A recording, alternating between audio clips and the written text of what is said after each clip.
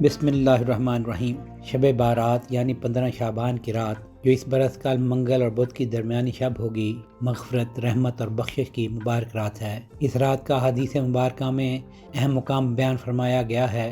نبی کریم صلی اللہ علیہ وآلہ وسلم کا ارشاد ہے کہ اس رات اللہ تعالیٰ آسمان دنیا پر نزول فرما کر بنو کلب کی بکریوں کے بالوں سے زیادہ گناہ گاروں کی مغفرت فرماتا ہے۔ یہ عبادت، استغفار، نوافل اور دعاؤں کی قبولیت کی رات ہے، جس میں تقدیر کے فیصلے بھی کیے جاتے ہیں۔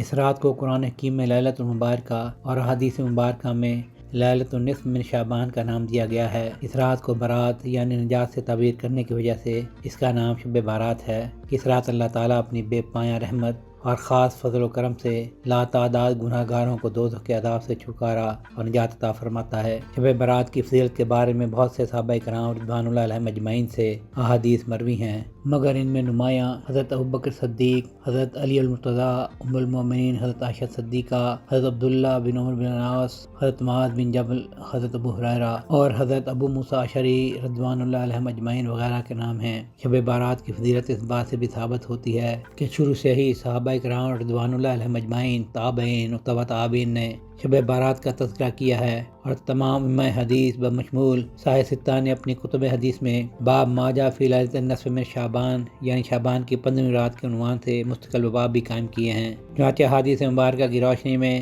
اس رات غروب آفتاب سے لے کر فجر تک اللہ تعالیٰ کی طرف سے مغفرت اور رزق کی طلب کے لیے خصوصی ندا دی جاتی ہے، اور اس رات میں جا کر نماز، تلاوت قرآن اور ذکر و اذکار کا کرنا مستحب اور باعث ثواب ہے، جبکہ 15 شعبان کا روزہ رکھنا مستحب ہے اور خاص فضیلت رکھتا ہے۔ مزید برآں شب بارات میں انفرادی عبادت کرنا افضل ہے، جسے بدعات سے بچانا ضروری ہے، کیونکہ یہ رات توبہ، استغفار اور اللہ کی رحمت سمیٹنے کا خاص موقع ہے۔ سہیل شہریار، پاک ترک نیوز۔